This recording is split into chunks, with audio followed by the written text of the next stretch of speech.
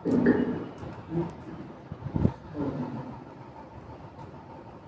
الله الرحمن الرحيم. الحمد لله نحمده ونستعينه ونستغفره ونؤمن به ونتوكل عليه ونعوذ بالله من شرور انفسنا ومن سيئات اعمالنا. من يهده الله فلا مضل له ومن يضلله فلا هادي له. ونشهد ان لا اله الا الله وحده لا شريك له. ونشهد أن سيدنا ونبينا ومولانا محمدا عبده ورسوله صلى الله تعالى عليه وعلى آله وأصحابه وبارك وسلم تسليما كثيرا. أما بعد فأعوذ بالله من الشيطان الرجيم. بسم الله الرحمن الرحيم. يا أيها الذين آمنوا قوا أنفسكم وأهليكم نارا وقودها الناس والحجارة. صدق الله العظيم. اللهم صل على سيدنا محمد وآله وأصحابه وبارك وسلم.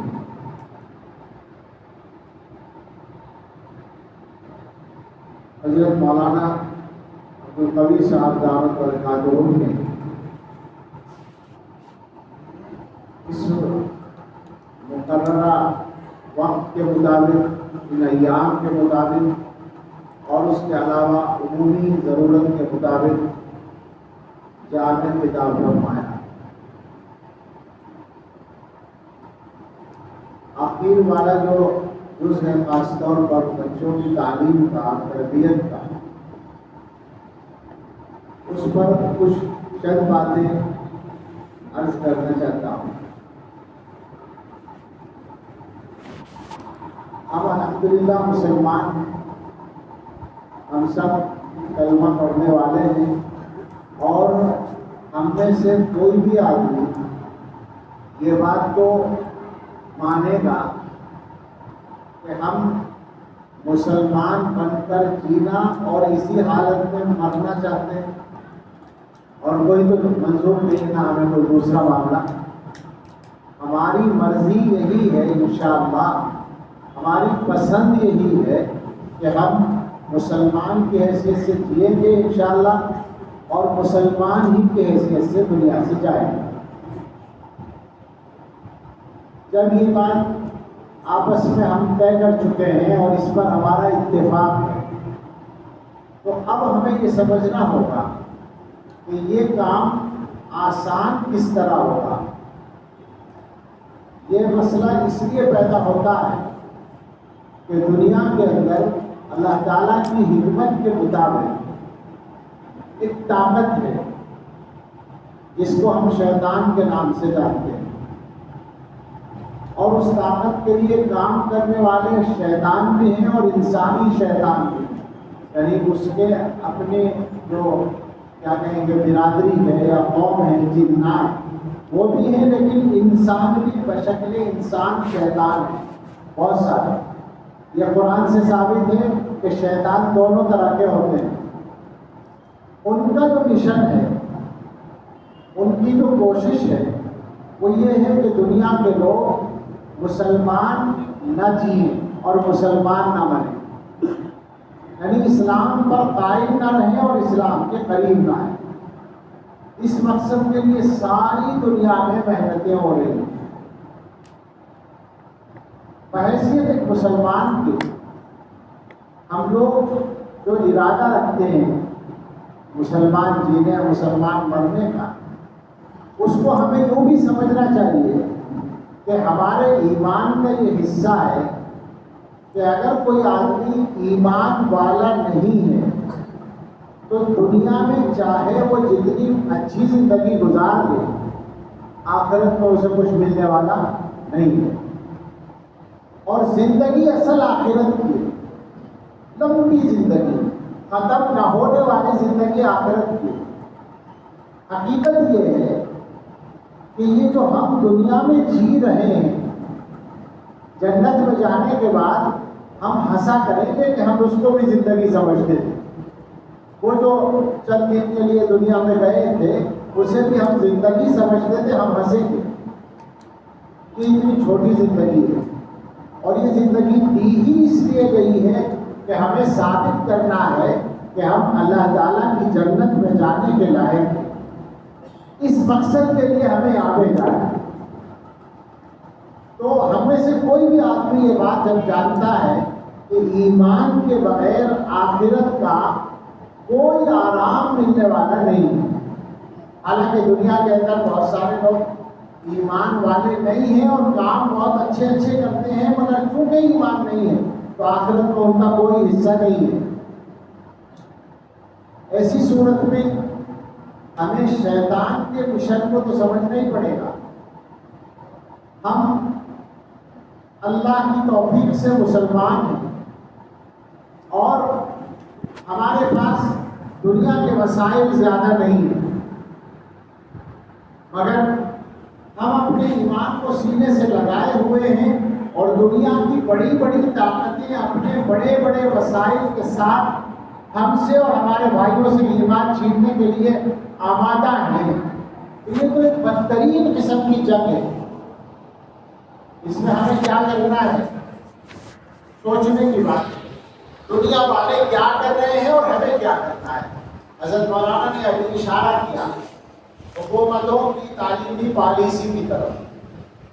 آپ اگر دنیا بھر کے حالات کو دیکھیں گے، علماء یا جو حضرات مطالعہ کرتے ہیں ان کو پتہ ہے کہ ساری دنیا میں تعلیمی نظام اس طرح سیٹ کیا گیا ہے کہ وہ دین و ایمان کے خلاف جائے ساری دنیا میں.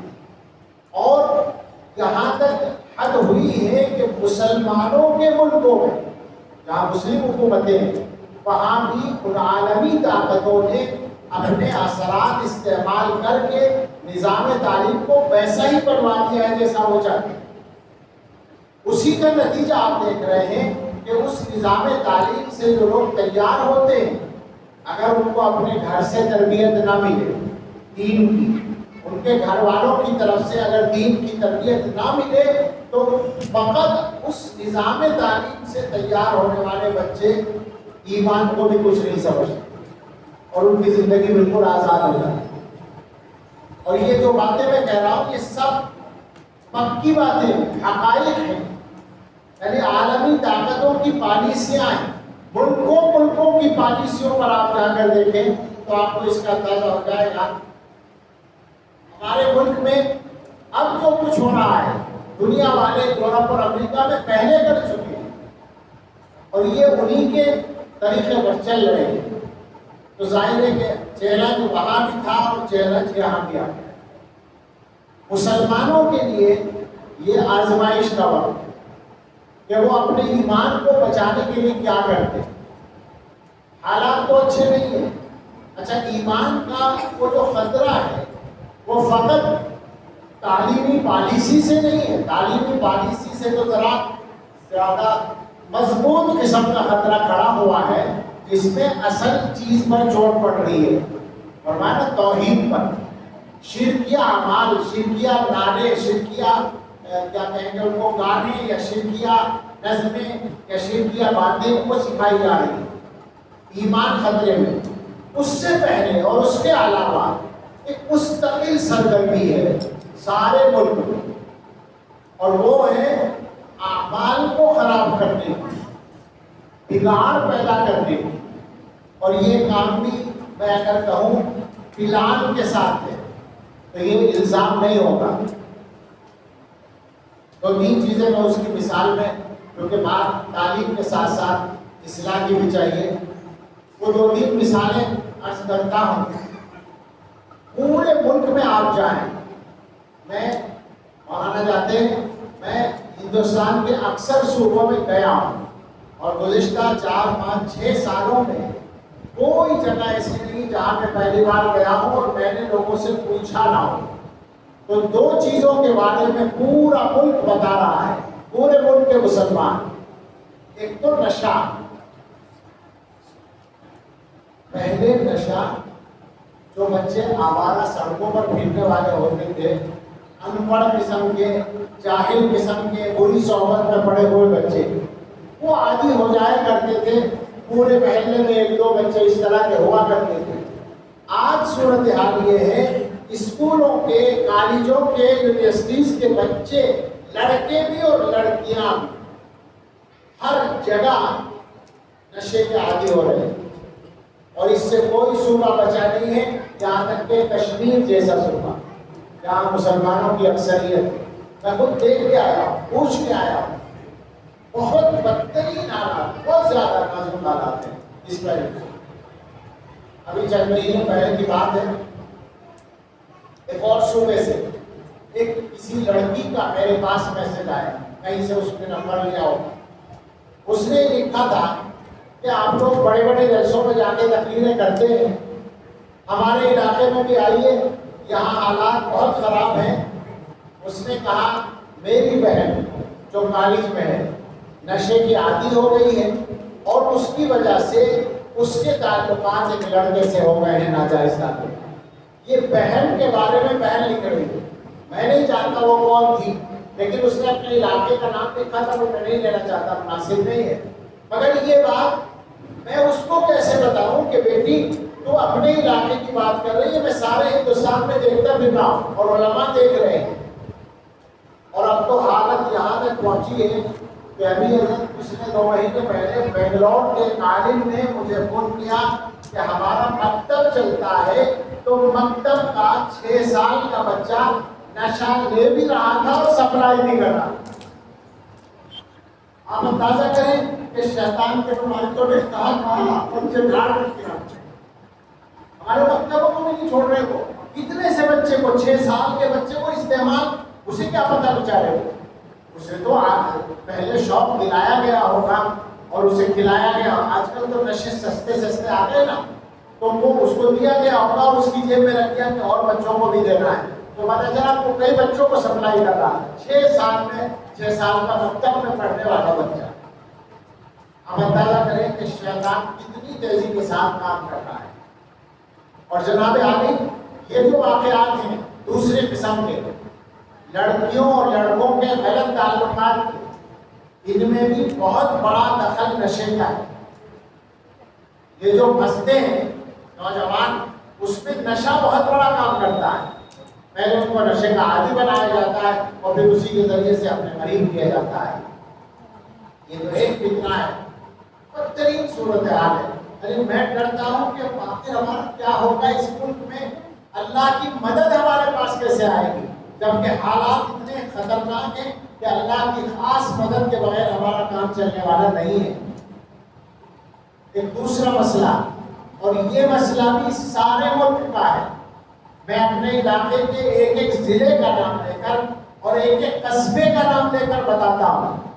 ہر جگہ اور پورے صوبوں کی بات کر رہا ہوں میں، کشمیر سے لے کر کیرلا تک کی بات. یعنی کیرلا میں بھی حقیقت میں، تمل ناڈو میں، کرناٹک میں، وہ صوبے جو خوشحال مسلمانوں میں سمجھے جاتے ہیں، سب جگہ، اور دلی میں اور پنجاب میں اور ہریانہ میں اور آندھرا اور مدھیہ پردیش میں، اور ساتھ آپ کے جتنے قریب کے سارے صوبے ہیں ان سب میں، اور بہار اور بنگال اور آسام اور تریپورا اور جھارکھنڈ اور فلاں اور فلاں، ہر جگہ سودی قرضہ، سودی قرضے نے ایسے جکڑ رکھا ہے بالکل کہ نکلنا آسان نہیں لگ رہا. پہلے کیا ہوتا تھا، سودی قرضہ پہلے بھی چلتا تھا، مگر عام طور پر لوگ بینکوں سے اپنے کاروبار کے لیے لون لیا کرتے تھے، یا گاڑی کے لیے قرضے کا رواج تھا کہ بھائی گاڑی ویسے لیں گے، کیش میں لیں گے تو ذرا مشکل ہوگی، تو قرضہ دکھا کر گاڑی خریدتے تھے. یا کسان لوگ کیا کرتے تھے، وہ بھی سارے غلط تھے. مگر آج صورتحال یہ ہے کہ گھر کا روزمرہ کا خرچہ چلانے کے لیے عورتیں قرضہ لے رہی ہیں سودی.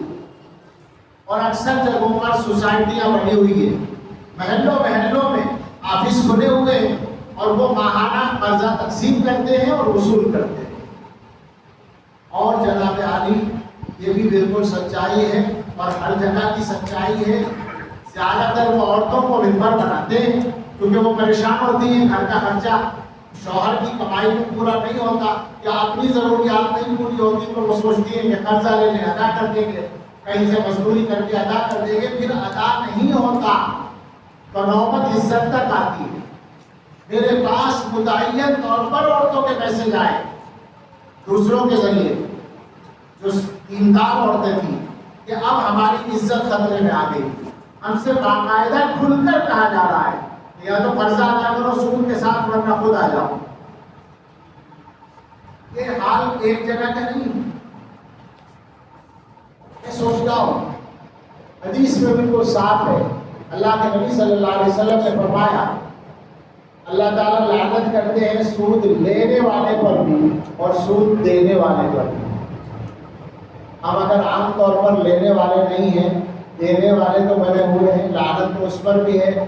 جب اللہ کی لعنت ہوگی تو رحمت کہاں سے آئے گی؟ ہمارے ساتھ اللہ کی مدد کہاں سے آئے گی؟ سوچنے کی بات۔ اتنا خطرناک بگاڑ آ چکا ہے کہ سنبھالنا مشکل لگتا ہے، سمجھ میں نہیں آتا۔ اسی لیے ہم جب جاتے ہیں لوگوں سے بات کرتے ہیں، خاص طور سے گاؤں وغیرہ میں، تو ہم ان سے کہتے ہیں کہ خدا کے واسطے اپنی کمائی کو توجہ دو، حلال کمائی بڑھاؤ۔ اب تو ہم یہ بات کرنے لگے، مسجدوں میں بیٹھ کر، مدرسوں کے اسٹیج پر بیٹھ کر دین کی بات تو کرتے ہی کرتے ہیں، ہم یہ بھی کہتے ہیں کہ بابا اپنی کمائی بڑھاؤ، اپنے گھر والوں کا خرچہ آرام سے چلے، اس کے لیے محنت کرو۔ مردوں کو یہ پیغام یہاں بھی ہے کہ آپ اپنی آمدنی حلال طریقے پر بڑھانے کی کوشش کریں تاکہ آپ کے بچے کسی دوسرے راستے پر نہ جائیں۔ آسان نہیں ہے بات، محنت کرنی پڑے گی۔ مسلمان عام طور پر ایک اور بیماری میں مبتلا ہے اور وہ ہے وقت ضائع کرنے کی بیماری۔ ابھی مولانا وقت پر بات کر رہے تھے، بار بار یہ لفظ آ رہا تھا۔ جو علماء ان معاملات کو زیادہ سمجھتے ہیں وہ سب اس بات سے پریشان ہیں کہ مسلمانوں کے تمام طبقے، میں سب کو کہہ رہا ہوں، ہر طبقے میں روزانہ کچھ وقت ضائع کرنے کا معمول بنا ہوا ہے۔ کیا ایسا نہیں ہو سکتا کہ ہر آدمی اپنا خالی ٹائم کسی کام میں لگا لے؟ بھائی آپ ڈیوٹی دے کر آئے، ہمیں معلوم ہے، آپ نے 8 گھنٹے ڈیوٹی کی ہے، اب آپ تھک گئے ہیں، چلیے تھکن اتار لیجیے، 1 گھنٹہ اتار لیجیے، 2 گھنٹے آرام کر لیجیے۔ اس کے بعد وہ جو آپ دوستوں میں جا کر بیٹھتے ہیں، جہاں لغو باتیں ہوتی ہیں اور ناجائز باتیں ہوتی ہیں، اس ٹائم کو آپ کوئی دوسرا کام کرنے میں لگا لیں تو آپ کی آمدنی بڑھ جائے گی۔ اور ہمارے دین میں تو رہنمائی اتنی زیادہ ہے کہ میں گاؤں کے لوگوں سے کہتا ہوں جہاں زمین وغیرہ ہوتی ہے وہاں یہ حدیث سنانے کی عادت ہے جو عام طور پر لوگ نہیں جانتے۔ تعجب ہوتا ہے کہ حضرت نبی صلی اللہ تعالیٰ علیہ وسلم نے کیا کیا بتا رکھا ہے۔ عام طور پہ آپ نے دیکھا ہوگا کہ لوگوں کے پاس زمین ہوتی ہے، پھر وہ زمین کو بیچ دیتے ہیں، خاص طور سے جب تھوڑی رہ جاتی ہے، باپ کا انتقال ہوا، 4 بھائی ہیں، اب حصے میں کم آ رہی ہے تو وہ فروخت کر کے کیا کرتے ہیں، عام طور سے شادیوں میں لگا دیتے ہیں، یا بہت کچھ ہوا تو بعض لوگ کاروبار میں لگاتے ہیں۔ اور میرا یہ بھی ایک عجیب سا تبصرہ ہے، میں خود نہیں جانتا مگر جو مجھے محسوس ہوتا ہے وہ کہتا ہوں کہ مسلمان عام طور پر کاروبار میں نہیں جانتے اور سیکھ کر نہیں کرتے۔ زمین بیچی، 10 لاکھ روپے بچ گئے، دوستوں سے مشورہ کیا کیا کریں، ایک دوست نے کہا بھائی ایسا کرو کپڑے کی دکان کر دو، ہاں یہ ٹھیک ہے، صاف ستھرا کام ہے۔ کپڑا کاٹنا نہیں جانتے، کپڑے کی پہچان نہیں ہے، کپڑا خریدنا نہیں جانتے، بیچنا نہیں جانتے، کپڑے کی دکان کرتے نہیں ہوتا ایسا۔ 2 سال میں وہ 10 لاکھ روپے کا مال ختم، خالی ہاتھ۔ یہ عام طور پر ہوتا ہے۔ اب ذرا سنیں، ذرا حضور علیہ الصلوۃ والسلام ہمارے سب سے بڑے مفسر، کیا کیا حضور نے بالکل انگلی پکڑ کے چلانے کی کوشش کی ہے۔ حدیث میں یہ الفاظ ہیں، من باع ارضا او عقارا قمیم اللہ یبارک له فیہ ان لم یجعلہ فی مثلہ۔ جو آدمی زمین یا جائیداد بیچے وہ اس کا مستحق ہے کہ اسے برکت نہ دی جائے، اللہ کی طرف سے برکت نہیں ملے گی، سوائے اس کے کہ اس رقم کو زمین جائیداد ہی میں لگا دی۔ آپ سمجھ رہے ہیں؟ حضور صلی اللہ تعالیٰ علیہ وسلم کتنی ہمارے ساتھ ہمدردی فرما رہے ہیں، بتا رہے ہیں کہ زمین بیچو تو زمین خریدو، جائیداد بیچو جائیداد خریدو، اور کسی کام میں پیسہ نہ لگاؤ ورنہ برکت نہیں ہو۔ اس حد تک حضور نے سکھایا ہے۔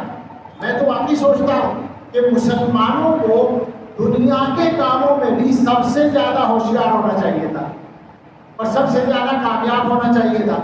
مگر ظاہر بات ہے دنیا کے کاموں میں کامیاب ہونے کے لیے ایمانداری کی ضرورت ہوتی ہے، سچائی کی ضرورت ہوتی ہے، امانت داری کی ضرورت ہوتی ہے، کوالٹی اچھی کرنے کی ضرورت ہوتی ہے۔ یہ ساری باتیں شریعت نے سکھائی ہیں، مسلمان نہیں کرتا۔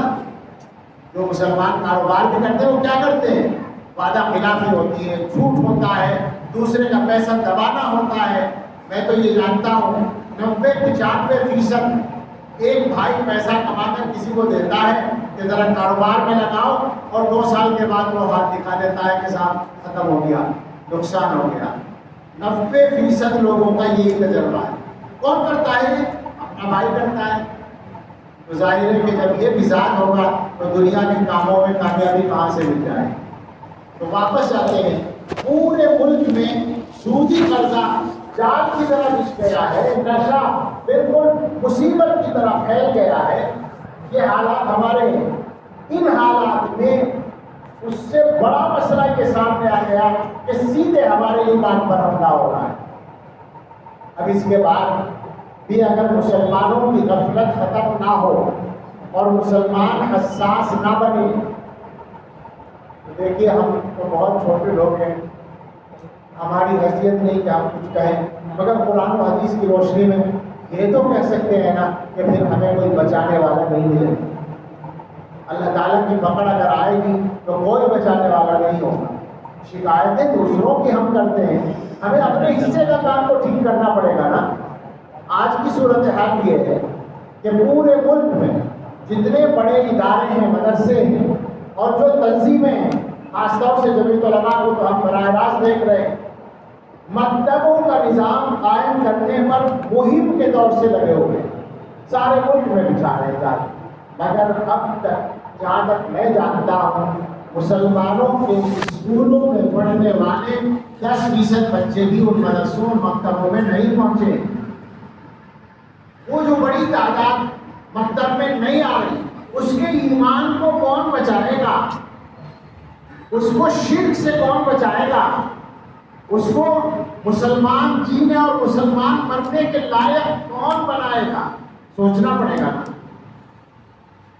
مسلمان ماں باپ کی جو سب سے بڑی ڈیوٹی قرآن نے مقرر کی ہے، کوئی ویسی بات نہیں ہے نصیحت کی، بلکہ اللہ تعالیٰ کی طرف سے جو ڈیوٹی مقرر ہے وہ ہے قوا انفسکم واہلیکم نارا وقودها الناس والحجارہ، اپنے آپ کو بھی اور اپنے گھر والوں کو بھی جہنم سے، اس آگ سے بچاؤ جس کا ایندھن انسان اور پتھر ہیں۔ جہنم میں انسان جلیں گے سزا کے لیے اور پتھر جلیں گے آگ کو بھڑکانے کے لیے۔ اس جہنم سے بچانے کا انتظام کرو۔ اگر مسلمان فقط اتنا کرتے ہیں کہ اپنے بچوں کی دنیا کی ضرورتوں کا انتظام کرتے ہیں تو یہ انتظام تو ہر آدمی کرتا ہے۔ پھر ہم میں اور ان میں فرق کیا ہے؟ ہم نے بچے کو پالا، اس کے کپڑوں کا، اس کے کھانے کا، اس کے علاج کا انتظام کیا، اس کی تعلیم کا بھی انتظام کر دیا جو دنیا کی تعلیم ہے، اور بڑا ہو گیا تو اس کی شادی کا انتظام کر دیا، اس کے لیے گھر کا انتظام کر دیا، اس کے لیے کاروبار کا انتظام کر دیا۔ تو ہم نے کیا خاص کام کیا؟ یہ کام تو دوسرے لوگ ہم سے اچھا کرتے ہیں۔ ہماری جو اصل ڈیوٹی تھی وہ یہ تھی کہ ہمیں اپنے بچوں کو جہنم سے بچانے کا انتظام کرنا تھا۔ کسی نے کہا تھا کہ ہم لوگ اس فکر میں رہتے ہیں ساری عمر کہ ہمارے مرنے کے بعد بچے پریشان نہ ہوں۔ یہی ہوتا ہے نا، ہم جب چلے جائیں تو بچوں کا انتظام ایسا ہو جائے، گھر بن جائے، کاروبار ہو جائے، شادیاں ہو جائیں۔ اگر کسی بڑی عمر کے آدمی کا یہ سب کام ہو جائے، ہماری عمر کے جو لوگ ہیں، اگر بچوں کی شادیاں ہو گئی اور کاروبار کا یا ملازمت کا انتظام ہو گیا، گھر بن گیا، تو ہم بڑے خوش ہیں کہ صاحب اللہ نے سارے کام کرا دیے۔ کہنے والے نے کہا کہ تمہیں یہ فکر تو ہوئی کہ میرے مرنے کے بعد بچوں کا کیا ہوگا. یہ فکر کون کرے گا کہ ان بچوں کے مرنے کے بعد ان کا کیا ہوگا؟ کیونکہ تو مریں گے اپنے وقت پر. یہ جو تمہارے بچے ہیں جب ان کا وقت آئے گا تو یہ بھی مریں گے، اس کے بعد ان کا کیا ہوگا وہ فکر بھی تو تمہیں کرنی ہے، یعنی جہنم سے بچانے کی فکر کرنی ہے. تو آج کے حالات میں یہ کام آسان نہیں رہا. سچی بات یہ ہے کہ بہت سے علماء بھی جمع ہیں. میں ڈرتے ڈرتے کہتا ہوں اللہ نہ کرے میری بات صحیح ہو. اللہ سے عافیت مانگتے ہیں، اللہ تمام عافیت مانگتے ہیں، دوا پر عافیت مانگتے ہیں، شکر اللہ عافیت مانگتے ہیں، ڈرتے ہیں. مگر ایسا لگتا ہے کہ عافیت سے اور آسانی سے کام کرنے کا زمانہ ہم نے گنوا دیا. اب کام اتنا آسان نہیں رہا. اب ایمان کو بچانا ایک چیلنج بن گیا. اسی ملک کے اندر ایک لمبا زمانہ گزرا ہے کہ ہم نے جہاں چاہا مدرسہ کھولا، جہاں چاہا مسجد بنائی، جہاں چاہا نماز پڑھی، جہاں جس طرح جو کام کرنا چاہا ہم نے کیا. آج حالات یہ ہے کہ بنے بنائے مدرسے اور بنی بنائی مسجدیں گر رہی ہیں، گرائی جا رہی ہیں. آج حالات یہ ہے کہ نماز جیسا عمل جس کے پڑھنے سے ہندو بھائی بھی زیادہ عزت کرتا تھا. سفر میں جب ہم لوگ نماز پڑھتے تھے ٹرینوں میں یا کہیں اور، تو غیر مسلموں کے بڑے تجربات ہیں اس طرح کے. آپ کو جو بھی علماء ہیں یا تبلیغی جماعت کے لوگ ہیں پابندی سے سفر میں نماز پڑھتے ہیں، ان سے آپ پوچھیں گے تو یہ ملے گا. بارہا یہ تجربہ ہوگا کہ ہندو بھائی نے اپنی سیٹ چھوڑ کر ہمیں نماز پڑھنے کے لیے جگہ دی اور اس کے بعد وہ زیادہ عزت کرنے لگا. بارہا ایسے تجربے دیتے ہیں. بہت قصے ہمارے بھی، ان قصوں میں جانے کی ضرورت نہیں. مگر میں یہ سوچتا ہوں کہ میں اپنی بات کروں کہ میں نے بعض مرتبہ ہوائی جہاز اتفاق کی بات ہے وجے واڑہ سے ہمیں دلی جانا تھا اور اسٹے کرنا تھا حیدرآباد ہی میں. تو جب اسٹے ہوا تو ذرا کچھ ٹائم لمبا ہو گیا تو انہوں نے جہاز کا دروازہ کھول دیا. ایئرپورٹ میں تو جانے نہیں دیا مگر دروازہ کھول دیا، نیچے اتر گئے لوگ. میں نے وہاں جہاز کے باہر نیچے نماز پڑھ لی. اصل کسی نے مجھے کچھ نہیں کہا. حالانکہ وہاں تو فوٹو کھینچنے کی بھی اجازت نہیں ہوتی، ممنوع علاقہ ہوتا ہے، مگر وہاں نماز پڑھی آسانی کے ساتھ پڑھی. ایک مرتبہ کلکتے کے ایئرپورٹ پر تھے، ممبئی جانا تھا، فلائٹ ٹائم 7:15 تھا، بورڈنگ 6 بجے شروع تھی اور 6:20 پر مغرب کا ٹائم شروع تھا. ہم پریشان تھے کہ اگر بورڈنگ ایسے ہی کر لیں گے تو پھر بہت دیر میں موقع ملے گا اگر پڑھنے کا ملا اور ممکن نہ ملے. اس زمانے میں اجازت بھی دے دیتے تھے کبھی کبھی. تو ہم نے سوچا کہ یہیں پڑھ کر چلیں. بورڈنگ والے کاؤنٹر پر گئے اور اس سے کہا کہ 6:20 پر ہمارا نماز کا وقت ہوگا، اگر آپ اجازت دیں تو ہم 3 منٹ آپ سے چاہیں گے، 3 منٹ میں نماز پڑھ کے فارغ ہو جائیں گے، اس کے بعد ہماری بورڈنگ آپ کرا دیں. انہوں نے کوئی بات نہیں، کر لیں. 6:20 پر جلدی سے ہم نے چپکے سے ہلکی آواز سے اذان بھی پڑھی. 3 آدمی تھے ہم، اور اس کے بعد ان کے سامنے ہی چادر بچھا کر نماز پڑھی اور انہوں نے ہمیں اندر لیا تو بس ہمارے انتظار میں کھڑی ہوئی. یہ آسانیاں نماز پڑھنے میں ہم نے دیکھی ہیں. اور آج یہ حال ہے کہ میں ہی گناہ گار آپ کے سامنے بیٹھا ہوں. پچھلے سال غالباً بیلگام کے ایئرپورٹ پر مجھے نماز کی نیت توڑنی پڑی. میں نماز پڑھ رہا ہوں اور پولیس والے نے آ کر میرے ساتھ والے کو پریشان کرنا شروع کر دیا کہ ابھی نماز ختم کرا. میں نے دیکھا کہ وہ اس کو پریشان کرے گا تو میں نے نیت توڑی اور اس سے ناراضی کا کچھ اظہار بھی کیا. لیکن کیا ہوتا ہے، حالات یہ بدلے ہیں. کس نے بدلے حالات؟ یہ ہم نے بدلے ہیں. اس لیے کہ ہم نے اللہ کی دی ہوئی اس عافیت اور آسانی سے فائدہ نہیں اٹھایا. یہ بات اس طرح کی چل رہی تو مجھے یاد آیا کہ جب کورونا کا دور تھا، اللہ نہ کرے دوبارہ آئے، پھر سن رہے ہیں، پھر سو رہے ہیں، اللہ کرے یہ مصیبت دور ہی رہے، جس کی وجہ سے شیطانی طاقتوں کو اپنے منصوبے اور زیادہ نافذ کرنے کا موقع مل جاتا ہے. وہ چل رہا تھا لاک ڈاؤن کا زمانہ، تو میں سوچا کرتا تھا کہ مسجدیں بند ہیں، گھر کے سامنے مسجد ہے اور جا نہیں سکتے مسجد میں، نماز نہیں پڑھ سکتے. شاید اللہ کی بہت بڑی تنبیہ ہے اور مسلمان ہوش کے ناخن لیں گے. اس زمانے میں ایک شعر، ہمارے دیوبند کے ایک شاعر ہیں، ان کا شعر تھا تو ہمارے سننے میں آیا کہ در پہ سجدے کی اجازت کو غنیمت جانو، اس نے حق یہ بھی اگر چھین لیا کیا ہوگا؟ اللہ بے نیاز ہے۔ تو اس زمانے میں ایسا لگتا تھا کہ اللہ تعالیٰ ہمیں جھنجھوڑ رہے ہیں، اور خیال آتا تھا کہ شاید اس مرحلے کے ختم ہونے کے بعد مسلمان مسجدوں کی طرف دوڑ پڑے، مسلمان سوچیں گے کہ بھائی اللہ یہ بھی کر سکتا ہے، لہٰذا چلو مسجد بھر دو مسجدوں کو۔ کیا ایسا ہی ہوا؟ اکثر جگہوں پر کوئی فرق نہیں پڑا، اور اگر پڑا تو یہ پڑا کہ نمازی کم بھی ہوئے، بعض جگہوں پر مسجدوں میں نمازی کم ہو گئے۔ تو یہ عافیت کے ساتھ دین کے سارے کاموں کو پورا کرنے کا زمانہ مجھے نہیں لگتا کہ فی الحال ہے۔ اللہ واپس لوٹا دے، دن رات دعا ہے، مگر کرنے کی ضرورت ہے۔ تو اب ہمیں اپنے ضروری کاموں کو سنبھالنے کے لیے بہت زیادہ چوکس رہ کر کام کرنا ہوگا۔ غفلت سے کام نہیں چلے گا، بے حسی سے کام نہیں چلے گا، نہیں چلے گا کام۔ اور اگر کوئی یہ سمجھتا ہے کہ دنیا والوں کو راضی کر کے وہ اپنا کام چلانے کا، وہ اچھی طرح یاد رکھے کہ وہ خسرت دنیا والا آخرہ کا مصداق بنے گا، نہ دنیا ملے گی نہ آخرت ملے گی۔ یہ بھی ایک نزاکت پیدا ہوئی ہے، میں اشارہ کر رہا ہوں بس کہ اس زمانے میں یہ بھی ایک نزاکت پیدا ہوئی ہے کہ کچھ لوگ یہ سمجھ رہے ہیں کہ دنیا کی طاقتوں کو راضی کر کے وہ اپنے لیے عافیت خرید لیں گے۔ تو ایسا نہیں ہے، ایسا ہونے والا نہیں ہے۔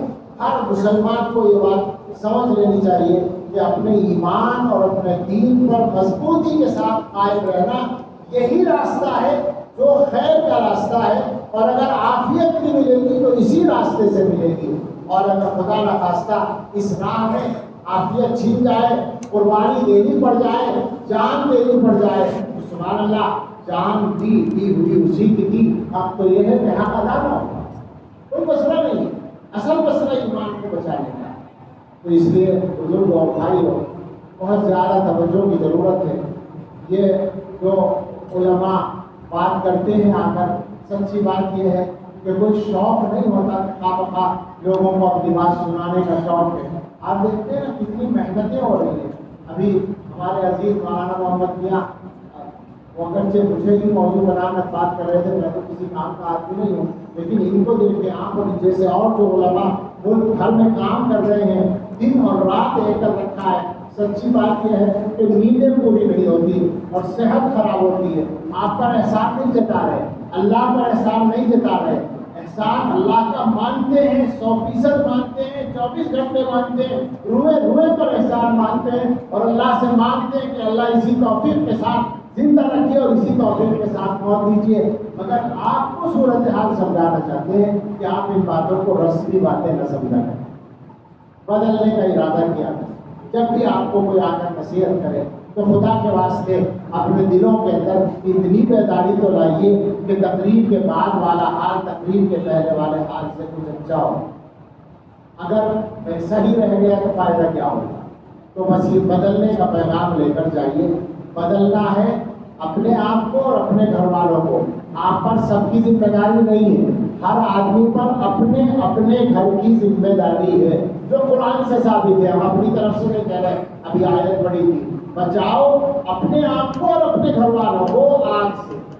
یہ ذمہ داری کون پوری کرے گا؟ ہر گھر کا ذمہ دار پوری کرے گا۔ تو طے کر کے جائیے یہاں سے کہ اب تک ہم نے جو کوتاہی کی ہے وہ ہو گئی، آج ختم ہو گئی، آگے ہمیں اس کوتاہی سے نکلنا ہے۔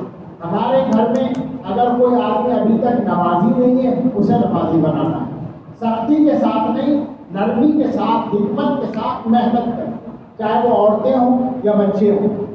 اور دوسری بات یہ کہ گھر کا کوئی بچہ یا کوئی بڑا اگر ابھی تک قرآن پڑھا ہوا نہیں ہے تو اس کو قرآن ضرور پڑھانا ہے۔ خود نہیں پڑھے ہوئے تو خود پڑھنا ہے، چاہے جو عمر ہو۔ یہ کہہ کر کے یہاں سے اٹھیے، میری گزارش ہے۔ اور دینی اعتبار سے اپنے گھر کے ماحول کو اس معیار پر لے آئیے کہ اللہ سے یہ مانگنے کا منہ بچ جائے کہ اللہ ہمیں جہنم سے بچا دیجیے اور ہمیں جنت عطا فرما دیجیے۔ اللہ ہمیں سب کو توفیق دے اور اپنا فضل فرمائے اور آسانی کے ساتھ یہ سب کام کرنے کی توفیق عطا فرمائے۔ اور یہاں جو محنتیں ہو رہی ہیں اللہ تعالیٰ ان کو قبول فرمائے، آمین کر کے اپنے آپ کو